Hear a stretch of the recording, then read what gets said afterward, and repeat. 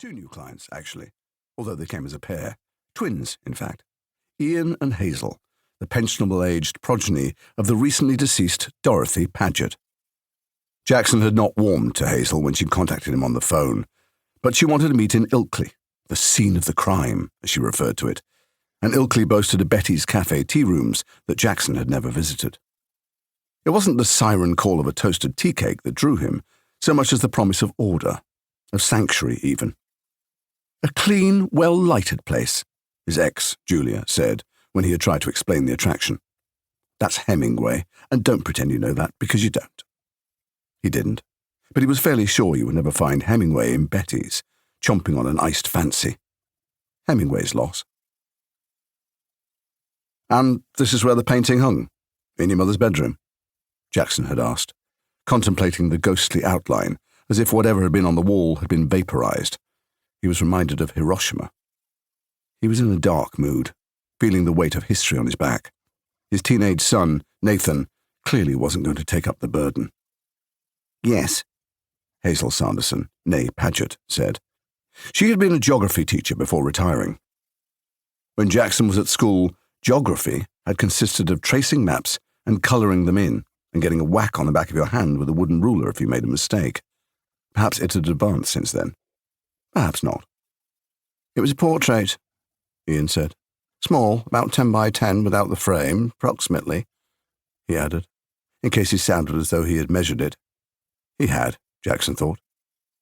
Ian was retired from insurance and had the dull, faded patina of someone who had spent their life indoors. "You could add on another 2 inches for the frame," he went on. "It was fancy. Gold." "Not real gold," Hazel intervened, hastily. "Obviously." "The whole thing's missing," Ian continued. "Not cut from the frame the way that thieves usually do." He'd been on the internet, Jackson thought. It was very, Ian searched for a word. "Portable," he concluded. Portable? Jackson didn't think he'd ever heard that word used for a work of art. Made sense, though, if you were going to steal one. "Dated from the Renaissance," Hazel said. Renaissance? Jackson hadn't expected that either. Surely Renaissance equated to worth a shed load of money. But what did he know? He would have been hard put to tell a Rembrandt from a Renoir. In the house Jackson grew up in, a Woolworth's print of Tretyakhov's Chinese Girl was considered high art. 15th, perhaps 16th century, Hazel elucidated, giving him a long look as if she was already doubting his capabilities. He supposed she was the sort of woman who thought he was an idiot from the get-go, although he seemed to meet no other kind these days. Hazel had a defensive stance, her folded arms resting on the rotund barrel of her middle. Visceral fat, Jackson thought darkly. He'd been learning, thanks to his daughter Marley, the ghost of the future. "It was the portrait of a woman," Hazel continued. "Of course, we'd no idea who she is or who the artist was." The two Pagets stared at the space on the wall as if they could magic the anonymous subject back to life. "Valuable?" Jackson asked. "Oh, we have no idea," Hazel said, airily. "Probably not very. Its value was sentimental rather than monetary." Hazel didn't give the impression of being someone who had much time for sentiment. "It was never valued or put on insurance," Ian added, tag-teaming with his sister. "Nothing like that." No insurance? To Jackson, the Willows seemed like a house that put its faith in insurance. Ian certainly did. It had been his job for, 40 years? 45, Ian said. "Man and boy."